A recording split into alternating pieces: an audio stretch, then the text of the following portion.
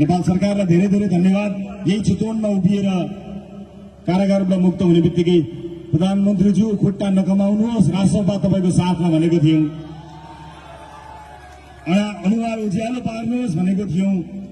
सबैले राम्रो काम गर्नुभयो। म नेपाल सरकार विशेष गरी सम्माननीय प्रधानमन्त्रीज्यूलाई धेरै धेरै धन्यवाद दिन चाहन्छु। आमालाई धन्यवाद। सिङ्गो चितवनले आमालाई धन्यवाद दिएको छ है। एक स्वरमा भनौं, धन्यवाद आमा। म सुरक्षा निकायका सम्पूर्ण महानुभावहरूलाई धन्यवाद दिन चाहन्छु। मैले हिजो पनि भनेको थिएँ, विषम परिस्थितिमा संसारका कयौं ठाउँहरूमा यस्ता विभिन्न घटनाहरू हुँदाखेरि त्यहाँ लोकतन्त्रको हत्या गर्ने कामहरू सुरक्षा निकायले गरेको हुन्छ। म नेपाल आर्मीलाई धन्यवाद दिन चाहन्छु। उहाँहरूले लोकतन्त्रको रक्षा गर्नुभयो। जति गर्न सकिन्थ्यो, जति गर्न पर्थ्यो त्यति गर्नुभयो। संसारका कयौं देशहरूमा यस्ता किसिमका घटनाहरू हुँदाखेरि लोकतन्त्रै खतरा भएर लोकतन्त्र कब्जा भएको छ।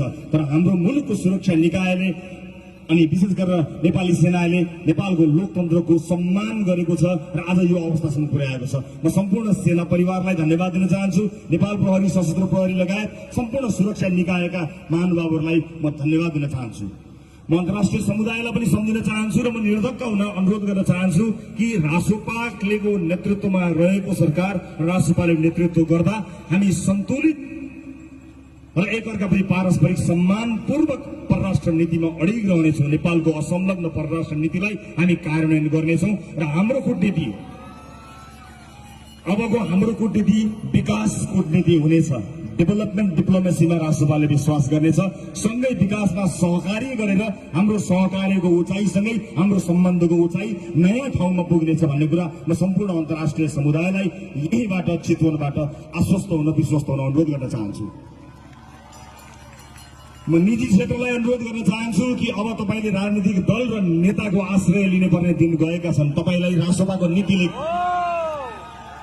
राष्ट्रपाको नीतिले तपाईको रक्षा र सुरक्षा गर्नेछ। स्वदेशमा लगानी गर्ने वातावरण बनाउनको निमित्त, तपाईहरुको लगानी सुनिश्चित गर्नको निमित्त त्यो सुनिश्चित र सुरक्षित लगानीको वातावरणका लागि राष्ट्रपाले निरन्तर काम गर्नेछ। म विभिन्न पेसामा आबद्ध साथीहरूलाई नआत्तिन, नअल्मलिन अनुरोध गर्न चाहन्छु।